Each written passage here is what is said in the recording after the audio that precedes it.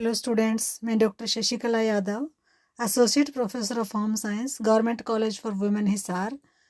आज आपके साथ डिस्कस करूंगी क्लासिफिकेशन ऑफ कार्बोहाइड्रेट्स।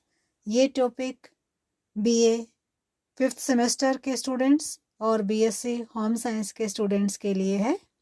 इस टॉपिक के अंदर आज हम डिस्कस करेंगे कार्बोहाइड्रेट्स का निर्माण किस प्रकार से होता है, कार्बोहाइड्रेट्स हमारी कोशिकाओं के लिए किस प्रकार से महत्वपूर्ण है, किन साधनों से हमें ये कार्बोहाइड्रेट्स प्राप्त होते हैं और इनका वर्गीकरण क्या है। सबसे पहले हम बात करते हैं कार्बोहाइड्रेट्स के बारे में। कार्बोहाइड्रेट्स अथवा कार्बोज जो कि कार्बन, हाइड्रोजन और ऑक्सीजन के द्वारा बना हुआ एक ऐसा यौगिक है जो प्रकृति के अंदर साधारण या जटिल दोनों रूपों में पाया जाता है। भोज्य पदार्थों में कार्बोहाइड्रेट का महत्वपूर्ण स्थान है क्योंकि पशु जगत द्वारा आहार की ऊर्जा का अधिकतर भाग कार्बोज से ही प्राप्त होता है। आमतौर पर जो कार्बन, हाइड्रोजन और ऑक्सीजन की मात्रा है वो 1:2:1 की रेशो में इसके अंदर पाई जाती है। और जो ओज वर्ड है जैसे कि सुक्रोज, माल्टोज, लैक्टोज, ये इंडिकेट करता है शुगर के लिए। हमारे भोजन के अंदर कार्बोहाइड्रेट जो है वो एक बहुत ही महत्वपूर्ण तत्व है और ये मैक्रोन्यूट्रिएंट्स के अंदर काउंट किया जाता है जो कि ऊर्जा देने का कार्य मुख्य रूप से करता है।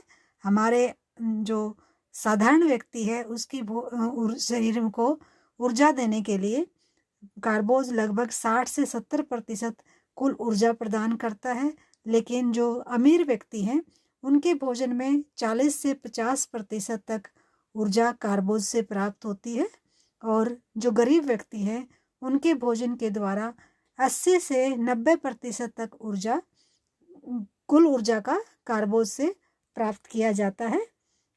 नेक्स्ट हम बात करते हैं कार्बोज का निर्माण पेड़ पौधों की हरी पत्तियों में उपस्थित क्लोरोफिल के द्वारा होता है।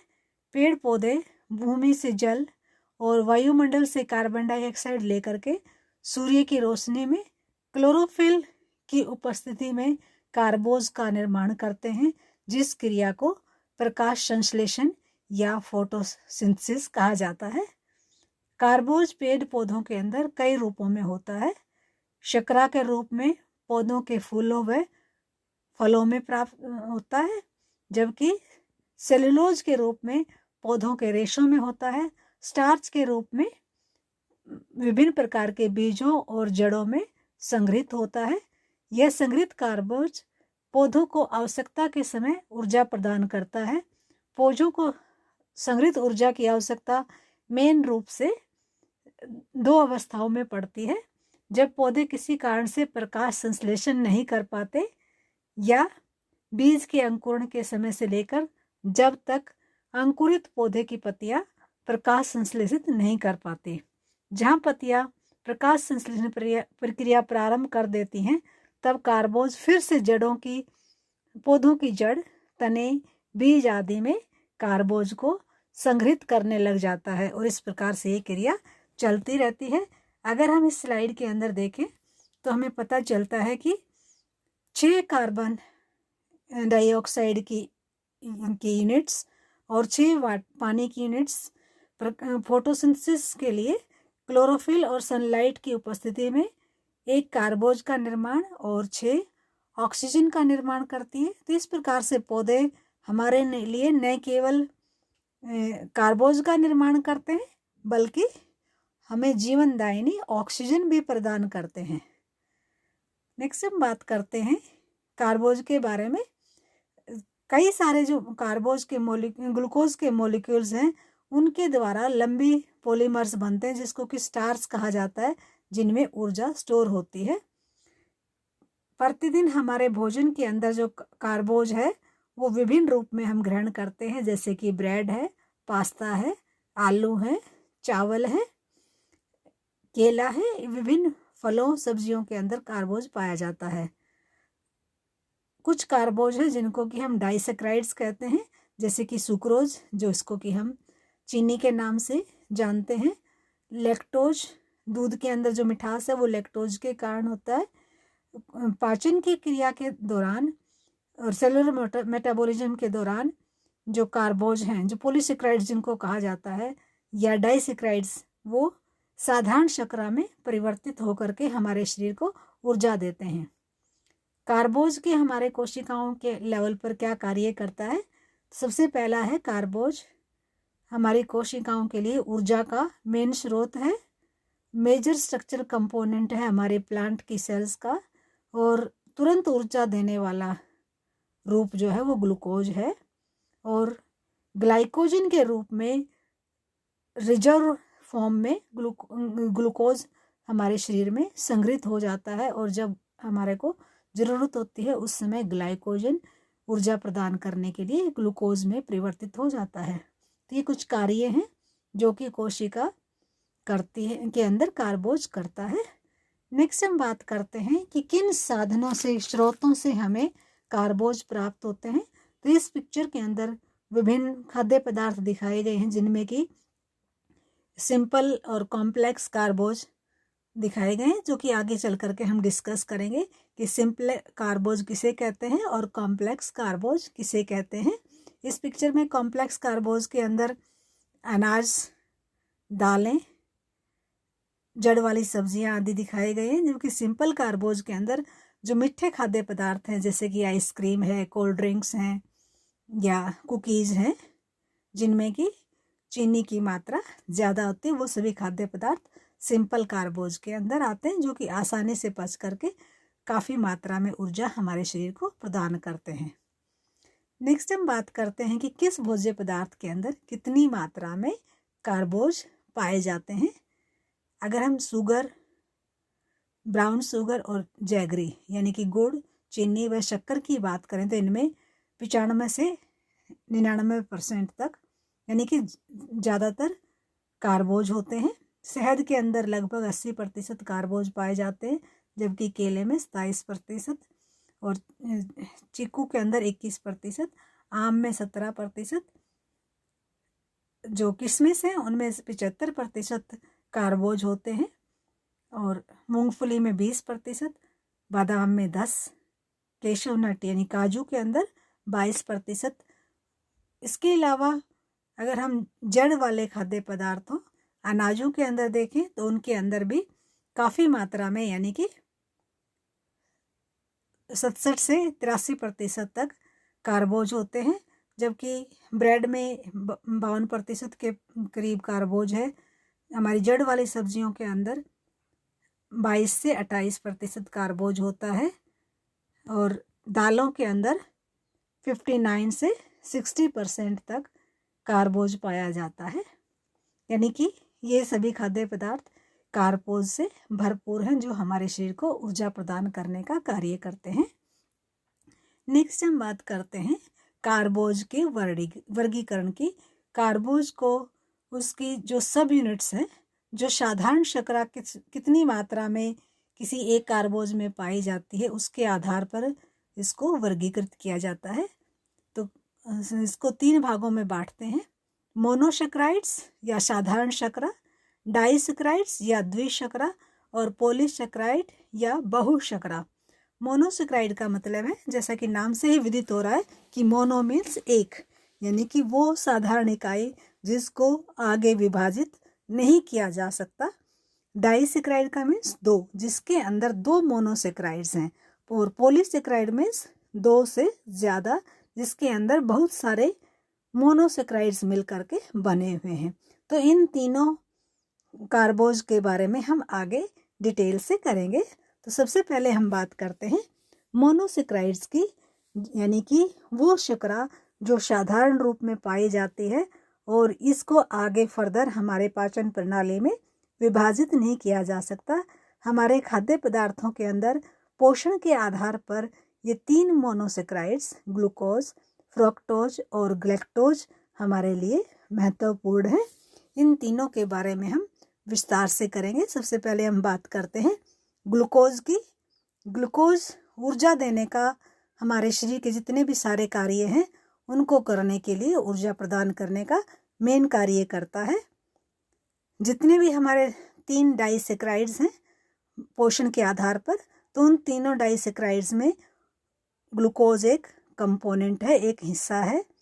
ग्लूकोज को दूसरे नामों जैसे कि डेक्सट्रोज और रक्त शुगर के नाम से या ब्लड शुगर के नाम से भी जाना जाता है। ये हमारे दूसरे कार्बोहाइड्रेट्स हैं जैसे कि स्टार्च है, ग्लाइकोजन है, सेलुलोज है, इन सब का मेन बिल्डिंग ब्लॉक है, यानी कि ग्लूकोज के द्वारा ही ये सभी कार्बोज बने हुए हैं। और इसके साथ साथ हमारे पूरे शरीर को ऊर्जा प्रदान करने के लिए प्रोटीन या वसा भी ऊर्जा प्रदान कर सकते हैं, लेकिन हमारा जो तंत्रिका तंत्र यानी कि नर्वस सिस्टम है, हमारा जो ब्रेन है, उसको सिर्फ और सिर्फ ग्लूकोज ही ऊर्जा प्रदान करता है। इसीलिए हमारे आहार के अंदर कार्बोज या ग्लूकोज को होना हमारे लिए अति आवश्यक है, ताकि हमारे ब्रेन को लगातार ऊर्जा मिलती रहे। नेक्स्ट हम बात करते हैं दूसरा जो साधारण शर्करा है, फ्रक्टोज। फ्रक्टोज को लेवुलोज या फ्रूट शुगर भी कहा जाता है, क्योंकि ये आमतौर पर फलों के अंदर पाई जाती है।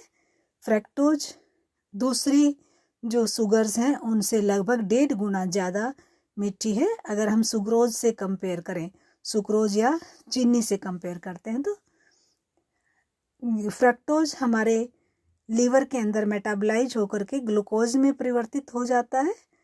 ये हमारे फ्रूट्स के अंदर शहद में लगभग 40%, मोलेसिस में 8% और इसके साथ साथ हाई फ्रक्टोज कॉर्न सिरप के अंदर पाया जाता है। फ्रक्टोज हमारे शरीर के अंदर बिना इंसुलिन के भी इस्तेमाल किया जा सकता है, यानी कि ये आसानी से डाइजेस्ट हो जाता है।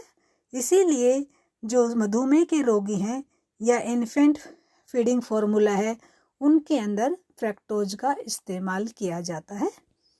नेक्स्ट हम बात करते हैं ग्लैक्टोज। ग्लैक्टोज कभी भी प्रकृति में अकेले रूप में नहीं पाता, यानी कि कॉम्प्लेक्स के रूप में होता है, दूसरे तत्व के साथ मिल करके पाया जाता है। ये आमतौर पर ग्लूकोज के साथ मिल करके लैक्टोज का निर्माण करता है, जिसको कि मिल्क शुगर कहा जाता है, और सेरिब्रोसाइड्स और ग्लैक्टोसाइड्स के निर्माण के अंदर मदद करता है, जो कि हमारे तंत्रिका तंत्र का हिस्सा है। और एक बार जब ये हमारे शरीर में अब्जॉर्ब होता है तो लीवर के द्वारा इसको ग्लूकोज में परिवर्तित कर दिया जाता है और इमीडिएट एनर्जी का सोर्स है, या ग्लाइकोजन के रूप में भी ग्लूकोज को परिवर्तित करके संग्रहित किया जाता है। कई बार हमारे शरीर में किसी डिफेक्ट होने के कारण से ग्लैक्टोज को ग्लूकोज में परिवर्तित नहीं करा जा सकता, और जिसके कारण से हमारे ब्लड के अंदर ग्लैक्टोज का लेवल बढ़ जाता है। इस बीमारी को ग्लैक्टोसीमिया कहा जाता है। नेक्स्ट बात करते हैं डाइसेक्राइड्स की। डाई का मतलब पहले ही आपको बताया कि 2, यानी कि वो कार्बोज जिसके अंदर 2 शर्करा, साधारण शर्करा मिलकर के बनी हुआ है, उसको डाइसेक्राइड कहते हैं। हमारे भोजन के अंदर लगभग 30% ऊर्जा डाइसेक्राइड से प्राप्त होती है। हमारे पोषण के आधार पर 3 डाइसेक्राइड्स बहुत ही महत्वपूर्ण हैं, जो कि इस प्रकार हैं: सुक्रोज, माल्टोज और लैक्टोज। इन तीनों के बारे में हम विस्तार से करेंगे। सबसे पहले हम बात करते हैं सुक्रोज की। ये द्विशर्करा है, यानी कि 2 मोनोसेक्राइड से मिलकर के बना हुआ है। सुक्रोज हमारी पाचन प्रणाली में सुक्रेज एंजाइम की उपस्थिति में ग्लूकोज और फ्रक्टोज 2 मोनोसेक्राइड्स प्रदान करता है। सुक्रोज को आमतौर पर टेबल शुगर भी कहा जाता है। ये हमारे जो पौधे हैं उनमें प्राकृतिक रूप से पाया जाता है, जैसे कि गन्ना, शुगर बीट यानी कि चुकंदर, शहद और मैपल सिरप के अंदर होता है। सुक्रोज को प्यूरिफाई किया जाता है प्लांट सोर्सेज से ब्राउन, वाइट या पाउडर्ड शुगर के अंदर, यानी कि गुड़, चीनी, शक्कर और खांड के रूप में सुक्रोज को प्राप्त कर सकते हैं हम गन्ने के या चुकंदर के जूस को प्यूरिफाई कर करके। जो गन्ना है उसके अंदर लगभग 10 से 12% तक और चुकंदर के अंदर 12 से 18% सुक्रोज होता है। इसके अलावा दूसरे प्लांट जूसेस और गाजर के अंदर भी सुक्रोज पाया जाता है। हमारे भोजन के अंदर मिठास प्रदान करने के लिए सुक्रोज का बहुत ही अहम महत्व है। जैसे कि हमारे जितनी भी मिठाइयाँ हैं उनके अंदर हम गुड़, चीनी या शक्कर का इस्तेमाल करते हैं, जिससे कि हमारे आहार के अंदर मिठास पैदा होता है। नेक्स्ट है माल्टोज। माल्टोज जो है द्विशर्करा है और ये 2 ग्लूकोज की इकाइयों से मिलकर के बना हुआ है। जब हमारे पाचन प्रणाली में माल्टेज एंजाइम की उपस्थिति में माल्टोज 2 ग्लूकोज की इकाइयाँ हमारे शरीर को प्रदान करता है। इसको माल्ट शुगर भी कहा जाता है। आमतौर पर माल्टोज जो अंकुरित अनाज हैं उनमें, कॉर्न सिरप में या कॉर्न शुगर के अंदर पाया जाता है। और माल्टोज इंटरमीडिएट प्रोडक्ट है स्टार्च के डाइजेशन के समय। जब स्टार्च एक लंबा पॉलीमर है ग्लूकोज की इकाइयों का, जब स्टार्च के ऊपर अमाइलेज एंजाइम क्रिया करता है तो रेंडमली स्टार्च की चेन को तोड़ता है, जिससे कि कुछ माल्टोज की यूनिट्स बनती हैं और कुछ डेक्स्ट्रीन्स बनते हैं। इस प्रकार से माल्टोज एक इंटरमीडिएट प्रोडक्ट है स्टार्च के पाचन के समय का, और ये आमतौर पर फर्मेंटेशन के समय भी पैदा होता है, इसलिए इसको माल्टिंग शुगर या माल्ट शुगर कहा जाता है। नेक्स्ट बात करते हैं लैक्टोज की। लैक्टोज को मिल्क शुगर कहा जाता है क्योंकि ये मिल्क और मिल्क प्रोडक्ट्स के अंदर पाया जाता है। एक लैक्टोज जो है वो एक ग्लूकोज और एक गैलेक्टोज की साधारण शर्करा प्रदान करता है जब लैक्टेज एंजाइम लैक्टोज के ऊपर क्रिया करता है। जो माँ का दूध है उसके अंदर 7.4% लैक्टोज पाया जाता है, गाय के दूध में 4.4%, भैंस के दूध के अंदर 5% लैक्टोज होता है। तो यहाँ से हमें पता चलता है कि जो माँ का दूध है उसमें सबसे ज़्यादा मात्रा में लैक्टोज होता है, यानी कि मिठास ज़्यादा होता है। यही कारण है कि गाय या भैंस के दूध के अंदर हम थोड़ी सी मीठा यानी कि चीनी डाल करके लेते हैं ताकि उसका टेस्ट इम्प्रूव हो जाए। इसके साथ साथ कुछ लोगों को लैक्टोज को पचाने की दिक्कत होती है, जिसको कि लैक्टोज इंटॉलरेंस की बीमारी कहा जाता है। और जिन व्यक्तियों को लैक्टोज इंटॉलरेंस होती है वो दही आसानी से पचा सकते हैं, क्योंकि जब दूध से दही में परिवर्तित किया जाता है तो उस समय लैक्टोज लैक्टिक अम्ल में परिवर्तित हो जाता है, जो कि आसानी से पच जाता है। नेक्स्ट हम बात करते हैं पॉलीसेक्राइड्स की, जो तीसरी प्रकार का कार्बोज है। पॉलीसेक्राइड्स को 2 भागों में विभाजित किया जा सकता है, डाइजेस्टिबल और इनडाइजेस्टिबल, यानी कि पाचन योग्य पॉलीसेक्राइड्स और न पचने योग्य पॉलीसेक्राइड्स। पाचन योग्य पॉलीसेक्राइड्स के उदाहरण हैं स्टार्च, ग्लाइकोजन और डेक्स्ट्रीन, जबकि न पचने योग्य पॉलीसेक्राइड्स के उदाहरण हैं सेलुलोज, हेमीसेलुलोज, लिग्निन, पेक्टिन इत्यादि। तो हम 1 बाय 1 दोनों पॉलीसेक्राइड्स को डिस्कस करते हैं। सबसे पहले डाइजेस्टिबल पॉलीसेक्राइड्स। डाइजेस्टिबल पॉलीसेक्राइड्स में स्टार्च हमारे भोजन का मेन पॉलीसेक्राइड है, जो कि एक लंबा ग्लूकोज का पॉलीमर है जिसके अंदर लगभग 3000 से ज़्यादा ग्लूकोज की इकाइयाँ मिलकर के स्टार्च बनाता है। हमारे भोजन के अंदर काफ़ी मात्रा में स्टार्च से ग्लूकोज प्राप्त होता है, इसलिए इसको हाई ग्लाइसेमिक इंडेक्स फूड कहा जाता है। हमारे अनाजों के अंदर लगभग 70% स्टार्च पाया जाता है। पिछली जो हमारी तालिका दी गई थी उसमें कार्बोज कंटेंट आपको बताया गया था। तो हमारे अनाजों में 70% के आसपास स्टार्च होता है, और जब हम स्टार्च को पकाते हैं तो उस समय स्टार्च जिलेटिनाइज हो जाता है, और जिलेटिनाइज होने के बाद स्टार्च हमारे भोजन को मिठास, टेस्ट व आसानी से पचने योग्य बनाता है। अगर हम कच्चा स्टार्च को टेस्ट करते हैं तो उसके अंदर कोई मिठास नहीं होता, लेकिन पकाने के बाद स्टार्च में मिठास पैदा हो जाता है। नेक्स्ट जो दूसरा पॉलीसेकेराइड है डेक्स्ट्रीन। जब हमारे पाचन प्रणाली में स्टार्च बचता है उस समय डेक्स्ट्रीन बनता है, जो कि एक इंटरमीडिएट प्रोडक्ट है स्टार्च के पाचन के समय का। तो इस प्रकार से डेक्स्ट्रीन भी ग्लूकोज की इकाइयों से मिलकर बना हुआ है और अल्टीमेटली ग्लूकोज में परिवर्तित होकर के हमारे शरीर को ऊर्जा देने का कार्य करता है।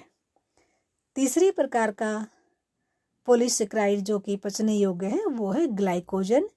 आमतौर पर ग्लाइकोजन जो पशु जगत है उनके शरीर में या इंसानों के शरीर में पाया जाता है।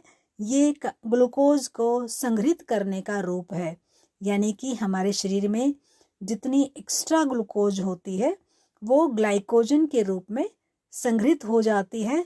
उसका लगभग 1/3 भाग हमारे लीवर के अंदर संग्रहित हो जाता है और 2/3 ग्लाइकोजन हमारे मसल्स के अंदर संग्रहित होता है।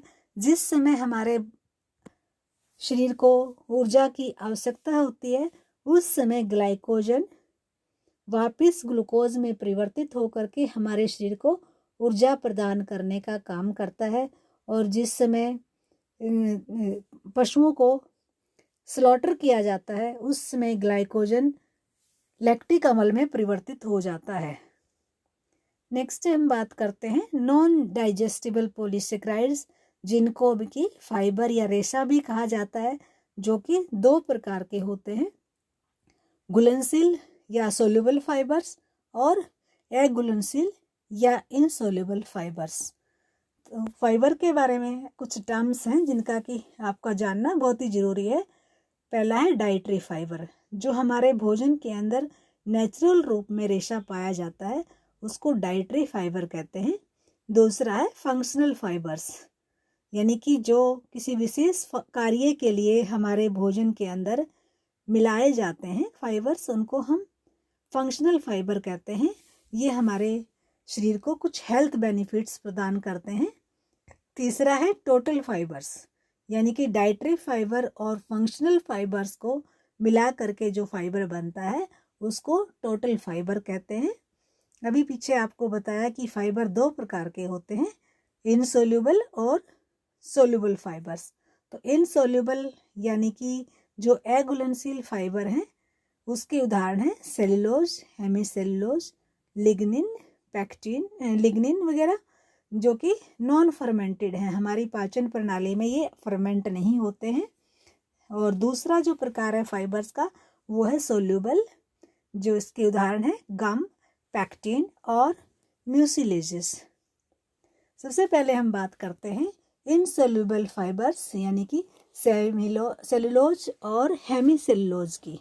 सेलुलोज जो कोशिकाओं की प्लांट की कोशिकाएं हैं उनकी सेल वॉल बनाने का कार्य करता है और इसको फाइबर या रफेज भी कहा जाता है। हमारे जो इंसान हैं उनकी पाचन प्रणाली के अंदर कोई ऐसा एंजाइम नहीं है जो कि सेलुलोज को पचा सके, यानी कि हमारी पाचन प्रणाली में सेलुलोज नाम का एंजाइम उपस्थित नहीं होता, जबकि यह एंजाइम सेलुलोज पशुओं के अंदर पाया जाता है, जिस कारण से पशु जो फोडर है ज्वार, बाजरा या घास इत्यादि को बड़ी आसानी से पचा सकते हैं, जबकि इंसान सेलुलोज को नहीं पचा पाते। लेकिन ये फाइबर्स हमारे आहार के अंदर होना बहुत ही ज़रूरी है हमारी पाचन प्रणाली को स्वस्थ रखने के लिए। इसके 2 फायदे हैं, एक तो हमारे भोजन का भार बढ़ाने का काम करते हैं और दूसरा हमारी जो आंतों का सिकुड़ने और फैलने की क्रिया है, जिसको कि पेरिस्टेलिक मूवमेंट कहते हैं, उसको बढ़ाने का काम करते हैं, जिसके कारण से हमारा जो भोजन है वो हमारी आंतों के अंदर आसानी से आगे की तरफ बढ़ता रहता है, और जिसके कारण से हमारे कब्ज का शिकार हम नहीं होते हैं। दूसरी प्रकार का दूसरा जो फ़ायदा है, ये इनसोल्यूबल फाइबर है, ये पानी में अघुलनशील है।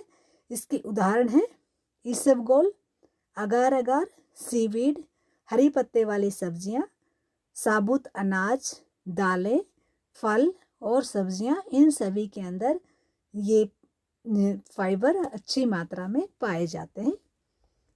नेक्स्ट है जो सोल्यूबल फाइबर्स हैं, उनके अंदर हमारी फूड इंडस्ट्री के अंदर पेक्टिन का एक अहम रोल है।